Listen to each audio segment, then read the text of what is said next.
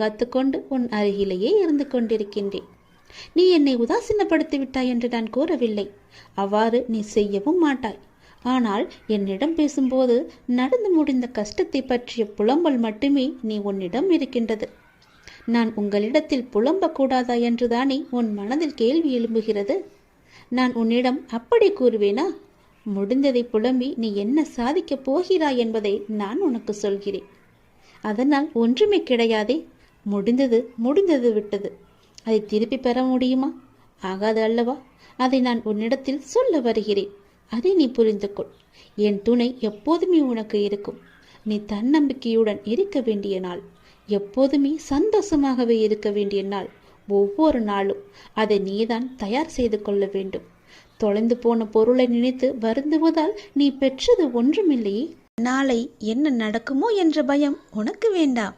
நான் உனக்கு துணையாக இருக்கின்றேன். எப்பொழுதும் என் நாமத்தை சொல்லும் உனக்கு எந்த பயமும் இனி இருக்காது. உன்னுடைய நல்ல மனதுக்கு ஒரு நல்ல விஷயம் கண்டிப்பாக நடக்கப் போகின்றது. நீ என் மேல் கொண்ட பக்திக்கும் நம்பிக்கைக்கும் பலனாக உன் வாழ்வில் ஒரு நல்ல விஷயம் நடக்கப் போகின்றது. கடந்த 2 மாதமாக பின்தங்கியிருந்த உன் வாழ்க்கை இப்போது முன்னேற்றம் பெறப்போகின்றது. உன்னுடைய காத்திருப்புக்கும் பொறுமைக்கும் நம்பிக்கைக்கும் கைமேல் உனக்கு பலன் கிடைக்கப் போகின்றது. இன்றிலிருந்து சரியாக எண்ணிக்கொள். இன்றிலிருந்து 48வது நாளில் நல்ல மகிழ்ச்சியான நிகழ்வுகள் எல்லாம் உன் வாழ்வில் நடக்கப் போகின்றன. நேர்மறை எண்ணத்தோடு உன் வாழ்வை நீ நடத்த வேண்டிய நேரம் வந்துவிட்டது. நேர்மறை எண்ணத்தோடு வாழ்வை நடக்க வேண்டிய நிகழ்வுகள் எல்லாம் தானாக நடைபெறும். உன்னுடைய தடைகள் எல்லாம் அகன்றுவிடும். உனக்கு புதிய வழிகள் எல்லாம் பிறக்கும். அந்த வழிகளில் முட்கள் இருந்தால் அதை பற்றி எல்லாம் நீ கவலைப்படாதே. அந்த முட்களை களைய நானே உனக்கு முன்பாக சென்று கொண்டிருப்பேன். நீ செல்லும் பாதை தெளிவாகும். பயப்படாமல் செல். வாழ்க்கையை பற்றி பயப்படாதே. உன் வாழ்க்கையில் இப்படியாகி விடுமோ, அது நடந்து விடுமோ, இது இப்படி நடந்து விடுமோ என்ற பயமெல்லாம் இனி உனக்கு தேவையே இல்லை. வாழ்வில் கஷ்டம், தோல்வி, நெருக்கடி, அவமானம், நம்பிக்கை துரோகம் என அனைத்துமே வாழ்வில் இப்படி சந்தித்து கொண்டு இருக்கின்றேனே. என் வழிகளை பார்த்து கொண்டுதானே இருக்கிறார். என் வழிகளுக்கான ஒரு நல்ல மருந்தை என் அப்பா எனக்கு கொடுக்க மாட்டாரா என்ற உன்னுடைய ஆதங்கம் எனக்கு புரிகின்றது. உன் வழி எப்படி என்பது எனக்கு தெரியும். எவ்வளவு அதிகமானது என்பதும் எனக்கு தெரியும். சூழ்நிலை மோசமாகத்தான் போகிறது. மாறும், நிச்சயம் மாறும்.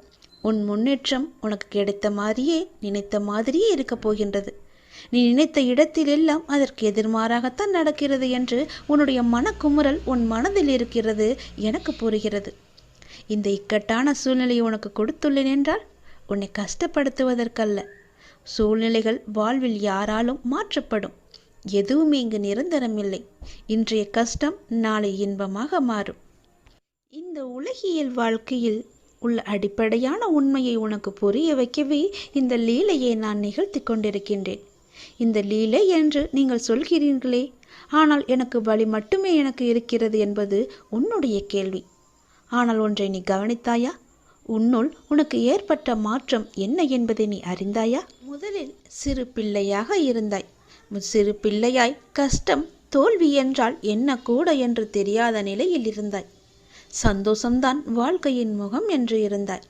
ஆனால் பிறகு உன் வாழ்க்கை மெல்ல மெல்ல பக்குவ நிலை வந்தாக வேண்டும் என்ற நிலையில் வாழ்க்கைக்கான அனுபவம் இல்லாமல் நீ இருந்தாய். கஷ்டம் மெல்ல உன் வாழ்க்கைக்குள் வந்தது. முதலில் அதை சமாளிக்க நீ தடுமாறினாய். பிறகு ஒவ்வொரு கஷ்டத்திலும் தோல்வியிலும் நிறைய தவறுகளையும் அனுபவங்களையும் நீ கற்றுக்கொண்டாய்.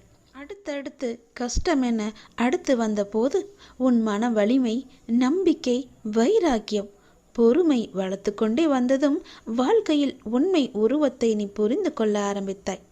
பிறகு சூழ்நிலைகளை எல்லாவற்றையுமே நீ சகித்து கொள்ள ஆரம்பித்தாய். சகித்து கொண்டு வாழ்க்கையை ஏற்க பழகினாய். உன் சூழ்நிலை எந்த ஒரு சூழ்நிலை வந்தாலும் மனம் தளராது அதை உனக்கு ஏற்றவாறு நேர்மறையாய் மாற்ற நீ முயற்சிக்க ஆரம்பித்தாய். இப்படி உன்னை சிறு சிறு படிகளாக உன் சின்ன பிள்ளைக்கு நடக்க பழக்க கொடுப்பது போல வாழ்க்கையில் பயணிக்க கற்றுக் கொடுத்து வருகின்றேன் நான். அதை நீ உணர்ந்தாயா? நம்முடைய அப்பா நமக்கு நல்லதுதான் செய்வார், என்ன நடந்தாலும் அவர் நம்முடன் இருப்பார் என மிக பெரிய பொறுப்பை நீ எனக்கு கொடுத்திருக்கின்றாய். அதை நீ மறந்து விட்டாயா? முதல் நாள் என்னை பார்க்க வந்த போதே உன்னுடைய பொறுப்பு எல்லாவற்றையும் தான் நான் உன்னிடமிருந்து வாங்கி கொண்டேனே. அதை நீ மறந்துவிட்டாய் என்று நினைக்கின்றேன். அப்படி இருக்கையில் உன்னை எப்படி தனித்து தவிக்க விடுவேன் நான்? உன் கண்ணிற்கு வெகுமதிகள் எப்படி கொடுக்காமல் இருப்பேன் நான்? இந்த இக்கட்டான சூழ்நிலைகள் எல்லாம் நம்மை பக்குவம் அடைவதற்கும் நம்மிடம் உள்ள எதிர்மறையை மாற்றி அமைப்பதற்கும் தான் என்பதை நீ புரிந்து கொண்டாய் அல்லவா? உன் வாழ்வில் இனிமேல் அழகான மலர்களும் வண்ணங்களும் தோன்றப் போகின்றது. உன் பெற்றோர் என்னுடைய பொறுப்பு. அவர்களது பிரச்சனை விரைவாகவே சரி செய்ய அதற்கான வழிகளை நான் அமைத்து கொடுக்கின்றேன். அவர்கள் என் ஆசீர்வாதங்களுடன் நிம்மதியாக வாழ்வார்கள். நீ என் உயிர் பிள்ளை, நான் உன்னுடைய அப்பா. உலகமே என் பிள்ளையான நீதான் என்று நான் இருக்கின்றேன். உன்னுடன் நான் எப்போதும் இருப்பேன், எல்லா சூழ்நிலைகளிலும் இருப்பேன். உன் முயற்சியில் என்னுடைய பங்கு நிச்சயம் இருக்கும். நல்லது நடக்கும். இரவு பொழுதில் யாரையும் நான் பார்க்க வர மாட்டேன். ஆனால் உன்னை பார்க்க வந்ததற்கான முழு காரணம் என்னவென்று தெரியுமா? நாளை அதிகாலை நீ செய்ய வேண்டிய முக்கியமான ஒரு பணி இருக்கிறது. நீ எனக்காக செய்ய வேண்டும். அது என்னவென்று அறிந்து கொண்டு அதன்படி நீ செய்துவிடு. நிச்சயம் உன் வாழ்வில் பல நல்ல மாற்றங்கள் வருவதற்கு அது நிச்சயம் உனக்கு துணை இருக்கும். நாளை அதிகாலை எழுந்து என்னை நீ வழிபட வேண்டும். நீ எடுத்துக்கொள்ள முயற்சிகள் எல்லாமே நிச்சயம் உனக்கான பலனை தரப்போகிறது. சோம்பலை எல்லாம் விட்டுவிடு. நாளை அதிகாலை எழுந்து நீ எனக்காக ஒரே ஒரு வழிபாடு செய். என் முன்னால் தீபம் ஏற்றி, அகன்ற தீபம் ஏற்றி, எனக்கு பால் பாயாசம் வைத்து என்னை தீபமேற்றி என்னை வணங்கு. உனக்கான வேண்டுதல்களை நான் உன்னிடம் வந்து சேர்த்து விடுவேன். நீ சிரத்தையாக என்னை வழிபட உன்னை வருத்தி கொண்டு நீ செய்ய வேண்டாம். நீ என் மீது கொண்ட அளவற்ற பக்தியே எனக்கு மிகவும் சந்தோஷத்தை தருகின்றது. அந்த பக்தி மட்டுமே எனக்கு போதும். அந்த பக்தியோடு சேர்த்து நீ என் மீது கொண்ட நம்பிக்கை எனக்கு மிகவுமே ஒரு சக்தியை அளிக்கிறது. இன்று உன் வேண்டுதலுக்கு நான் ஏதாவது ஒரு ரூபத்தில் பதில் தருவேன் என்று சொல்லியிருந்தேன். அதுபோலவே நானும் உனக்கு ஒரு சிறந்த பதிலை சொன்னேன். அதை நீ கவனித்தாயா என்று எனக்கு தெரியவில்லை. உன்னுடைய வேண்டுதலில் முக்கியமான வேண்டுதலுக்கான பதிலை நான் சொன்னேன். கவனித்தாயா? யாரோ ஒருவர் மூலம் செய்தியாகவோ ஏதோ ஒரு விதத்தில் உனக்கு சொன்னதை நீ உற்று கவனித்தாயா என்று எனக்கு தெரியவில்லை. அந்த பதில்களுக்கான பலன் நிச்சயம் உன்னை வந்து சேரும். நிச்சயம் அதற்கான பதிலை நீ பெற்றுக்கொண்டு என்னை வந்து பார். நாளை அதிகாலை எனக்காக ஒரே ஒரு விளக்கு ஏற்றி பால் பாயாசம் வைத்து என்னை நீ வணங்கு. நல்ல எண்ணமாக, எழுத்தாக, நல்ல வார்த்தையாக, நல்ல ஒளியாக, நல்ல வடிவமாக உன் முன் நான் வருவேன். நீ மகிழ்வுடன் தீபம் ஏற்று. உன் மனக்கவலைகள் அனைத்துமே நான் போக்கி காமிக்கின்றேன். அந்த ஒளி வெள்ளத்தில் உன்னுடைய கவலைகள் எல்லாம் கரைவதை நிச்சயம் நீ காண்பாய். உன்னுடைய வாழ்க்கையில் நல்லது கண்டிப்பாக நடக்கும். எனக்காக இதை நீ செய்வாய் என்ற நம்பிக்கை எனக்கு இருக்கிறது. எத்தனையோ இடையூறுகளை எல்லாம் தாண்டி நீ என்னை பிரார்த்தித்து கொண்டிருக்கின்றாய் அல்லவா? உன் வாழ்வில் பல சோகங்கள் உன்னை சூழ்ந்து இருந்தாலும் என்னை பிரார்த்திப்பதில் நீ மகிழ்ந்திருக்கின்றாய். நீ என்னை பிரார்த்திப்பதில் எத்தனை மகிழ்ந்திருக்கின்றாயோ அதைவிட அதிக மகிழ்ச்சியை நான் உனக்கு தருவேன். கவலைப்படாதே. யாருடைய மனதை சரி செய்தால் உன் வாழ்க்கை சீராகுமோ அதை சரி செய்து உன் வாழ்வில் மீண்டும் மகிழ்ச்சி மலரச் செய்வேன். நீ அமைதியாக இரு. உனக்காக அனைத்தையும் நான் செய்து முடித்து தருகிறேன். உன் வாழ்க்கை மீண்டும் மலரப் போகிறது. சந்தோஷ மலையில் நனையப் போகிறது. உற்சாகமாக உன் வாழ்க்கையை நீ வாழப் போகின்றாய். எது எடுத்தாலும் பொன்னாக மாறப்போகிறது. எப்பொழுதுமே உனக்கு சந்தோஷம் மட்டுமே நிலைத்து நிற்கப் போகின்றது. இந்த ஒரு தீபத்தின் மூலம் உன்னுடைய வாழ்க்கையில் பல தீபங்களை நான் ஏற்றப் போகின்றேன். மறந்து விடாதே. நாளை அதிகாலை எனக்காக இந்த ஒரே ஒரு தீபத்தை ஏற்றி பால் பாயசம் வைத்து எனக்கு நெய்வேத்தியம் செய். உன்னுடைய வாழ்க்கை மிக சிறந்த நன்னாளாக மாற நான் உனக்கு ஆசி வழங்குகிறேன். நீ அகண்ட தீபம் ஏற்றியதும் நல்லது நடக்க நான் அதற்கான பிள்ளையார் சுழியை போட்டு விடுகிறேன். நம்பிக்கையோடு செய். நீ எதை கேட்டு என்னிடம் நீ இந்த பிரார்த்தனை செய்கிறாயோ அது வெகு விரைவாகவே உன்னை வந்து சேரும். இது என் மீது சத்தியம். இந்த முருகனின் வாக்கு நிச்சயம் உனக்கு பழிக்கும். நான் உனக்கு ஒரு பரீட்சை வைக்கப் போகின்றேன். அந்த பரீட்சையில் நீ தேர்ச்சி பெற்றுதான் ஆக வேண்டும். தேர்ச்சி பெற்றால்தான் நான் கொடுப்பதை உன்னால் முழுமையாக அனுபவிக்க முடியும். இந்த முருகனின் வாக்கு நிச்சயம் உனக்கு பழிக்கும். தேர்ச்சி பெறுவாயா? வாழ்வில் உனக்கு என்ன இல்லை? எல்லாம் இருக்கின்றதே. சந்தோஷம் என்று நினைத்துக்கொள். எல்லாம் சந்தோஷமான சூழலாய் உன்னை வந்து சேரும். நிம்மதியாய் இருக்க வேண்டும். நினைத்தால் எதையும் எந்த சூழ்நிலையும் உன்னை விடவும் நீ உன் உயிராய் தவம் இருக்கும் உன் அப்பாவை விட பெரிது எதுவும் இல்லை. நமக்கு வரும் கஷ்டங்களை நம்மால் தாங்க முடியும் என்ற மென்மையாய் உன்னிடம் சொல்லிக்கொள். உனக்கு பரீட்சை வைக்கிறேன் என்று நீ நினைப்பது சரிதான். எதற்கு அந்த பரீட்சை என்று நீ என்னிடம் கேட்கலாம். உன்னை ஒரு இடத்தில் இன்னொரு இடத்திற்கு உயர்த்த பல விஷயங்களை நீ கற்று தேர்ந்தவை.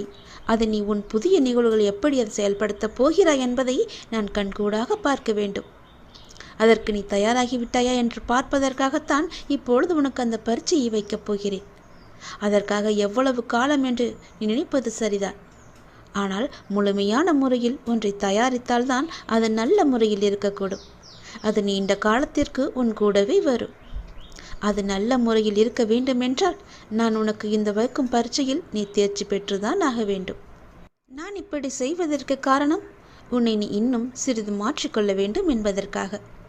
எனக்கு புரிகிறது, நீ உனக்குள்ளே சண்டை அடித்து கொண்டிருக்கின்றாய். எது சரி எது தவறு என்று. தவறு என்றால் அதை மாற்ற நீ உன்னிடத்திலேயே யுத்தம் புரிந்து கொண்டிருக்கின்றாய். இந்த நிலையற்ற சூழலெல்லாம் நிறைவான நிலையுள்ள வாழ்க்கையை உனக்கு கொடுக்கத்தான் நான் இந்த குழப்பமான மனநிலையை உனக்கு கொடுத்து கொண்டிருக்கின்றேன். இந்த குழப்பத்தை கண்டு நீ பயந்து விடாதே. எதிர்காலம் எப்படி இருக்குமோ என்று பயத்தில் நீ இருந்து விடாதே. எல்லாமே மாறப்போகிறது. எல்லாமே மாறப்போகிறது. உன்னுடைய கஷ்டங்கள் எல்லாமே மாறப்போகிறது. உன்னுடைய துன்பமான வாழ்க்கை எல்லாமே மாறப்போகிறது. உன் குழப்பமான மனநிலை எல்லாம் மாறப்போகிறது. விரைவாகவே மாறும். உனக்கான அழகிய வாழ்க்கை உன்னை தேடி வந்து கொண்டிருக்கின்றது. என் கரம் கொண்டு அதை நான் உனக்கு கொடுக்கப் போகிறேன். அதில் எல்லா செல்வ வளங்களும் நிறைந்திருக்கும்படி நான் உனக்கு தரப்போகிறேன். நல்ல பெயரும் நல்ல குணமும் பெற்ற என் குழந்தை மென்மேலும் வளர்ந்து சிறப்புடன் வாழப்போகிறது. நிம்மதியான மகிழ்ச்சியான வாழ்க்கை அங்கு இருக்கப் போகிறது. நிலைத்து நிற்கும் உன் செல்வ வளங்களை எல்லாம் பெற்று சீரும் சிறப்புமாக நீ வாழப்போகின்றாய். நான் உனக்கு கொடுக்கும் இந்த அழகிய வாழ்க்கை நான் ஆசீர்வதித்து கொடுத்தது. அப்படி அந்த வாழ்க்கையை நீ வாழ வேண்டும் என்றால் இப்போது நான் வைத்திருக்கும் பரீட்சையில் நீ தேர்ச்சி பெற்றுதான் ஆக வேண்டும். எல்லாவற்றையும் கொடுத்து இப்படி என்னை ஒரு குக்கியில் இழுத்து விட்டாயே சாயப்பா என்று நினைக்கலாம். உனக்கு ஏற்கனவே சொன்னது போலத்தான். நீ இன்னும் பக்குவப்பட வேண்டியிருக்கிறது. நீ இன்னும் உன்னை மாற்றிக்கொள்ள வேண்டியிருக்கின்றது. அதற்கான சிறு வழிதான் இது. நிச்சயம் உன் வாழ்க்கை அழகாக மாறும். இதில் மட்டும் தேர்ச்சி பெற்றுவிடு. நான் பார்த்துக்கொள்கிறேன். உன்னுடைய பல நாள் பிரச்சனைக்கு ஒரு தீர்வு கேட்டாய் அல்லவா? அதற்கான சிறிய எளிய பரிகாரத்தை நான் உனக்கு இப்போது சொல்லப் போகிறேன். அந்த எளிய பரிகாரமானது உன் வீட்டில் நீ தினமும் செய்ய வேண்டும். அப்படி செய்வதால் உன்னுடைய எல்லா பிரச்சனையும் தீர்வது கண்டிப்பாக நடக்கும். இது என் மேல் சத்தியம். நான் சொல்வது போலவே நீ செய்வதுதான் உனக்கு நல்லது. நீ செய்யும் ஒவ்வொரு காரியத்திலும் என்ன செய்து கொண்டிருக்கின்றோம், எதற்காக செய்து கொண்டிருக்கின்றோம் என்று செய்வதை தெளிவுடன் செய். அதுதான் உனக்கு நல்லது. தவறுகளை ஒப்புக்கொள்ளும் தைரியமும் அதை திருத்திக் கொள்வதற்கான பக்குவமும் தான் உன்னுடைய முதல் வெற்றிக்கான வழி என்பதை நீ மறந்து விடாதே. மனதை அமைதியாக்கி கண்ணை மூடி உன் வாழ்க்கையை நினைத்துப்பார். சிறிது நேரம் அதற்காக ஒதுக்கு. இங்கு யாருக்கும் யாரும் யாதுமே நிரந்தரமில்லை. அதை நீ மறந்து விடாதே. ஒரு நாள் எல்லாமே வெற்றிடமாகத்தான் இருக்கப் போகிறது. அப்படி இருக்கையில் ஏன் நீ இதற்கு போய் உன் மனதை போட்டு குழப்பிக் கொண்டிருக்கின்றாய்? ஏன் எந்த நேரமும் அது கிடைக்கவில்லையே, இது எனக்கு நடக்கவில்லையே என்று புலம்பி தவித்து கொண்டிருக்கின்றாய்? உனக்கு எது வேண்டுமோ, எந்த லட்சியத்தை நீ அடைய நினைக்கின்றாயோ அதை மனதில் கொண்டு செயல்படு. தினமும் விளக்கேற்றி, அதிகாலையில் விளக்கேற்றி உனக்கு வேண்டியதை அந்த இறைவனிடம் சொல். நிச்சயம் அதற்கான பலன் கண்டிப்பாகவே உன் கைகூடி வரும். ஒரு நாள் கண்டிப்பாக அது உன்னை வந்து சேரும். அதுவரை எதற்கும் மனதில் கஷ்டப்பட்டு கொண்டே இருக்காதே. சொல்வது உனக்கு புரிகிறதா? கனதில் எப்பொழுதும் கஷ்டத்தை வைத்துக்கொண்டு குழப்பிக்கொண்டு கிடைக்குமா கிடைக்காதா, இது நடக்குமா நடக்காதா என்று மனதை அலைகழிக்காதே. உன்னுடைய மனதை எப்பொழுதும் தெய்வீக சூழலில் வைத்துக்கொள். மகிழ்ச்சியான சூழலில் வைத்துக்கொள். நிச்சயம் உனக்கான பதில் அந்த இறைவனிடமிருந்து உனக்கு கண்டிப்பாக கிடைக்கும். இருப்பதை கொண்டு அதுவரை இருப்பதை கொண்டு சந்தோஷமாக வாழ்வதற்கு என்னென்ன தேவையோ அதையெல்லாம் நீ செய். உன் வாழ்க்கை நிச்சயம் சந்தோஷ மலையில் நனையும். உனது எண்ணங்களை ஒரு நிலைப்படுத்தி நம்பிக்கையோடு உன் கடமையை செய். நிச்சயம் நீ எதிர்பார்த்த அளவுக்கு மேலே அதற்கான பலன் உனக்கு கிடைக்கும். உன்னுடைய விருப்பங்கள் எதுவாக இருந்தாலுமே சரி, அது நிச்சயம் நிறைவேறும். அதற்கான காலகட்டம்தான் அதிகாலை பொழுது. அந்த பிரம்ம முகூர்த்த நேரத்திலேயே உன்னுடைய விளக்கை ஏற்றி, உன் வீட்டில் தீபங்களை ஏற்றி, உன்னுடைய வேண்டுதல்களை எல்லாம் இறைவனிடம் சொல். நிச்சயம் அதற்கான பலன் உன்னை கண்டிப்பாக வந்து சேரும். விரைவாகவே வரும். அந்த காலம் வெகு தூரத்தில் கிடையாது, சீக்கிரமாகவே வரும். நீ உன்னுடைய ஆற்றலையும் திறமையையும் வளர்த்து கொண்டால் இந்த உலகம் நிச்சயம் உன்னை தேடி வரும்.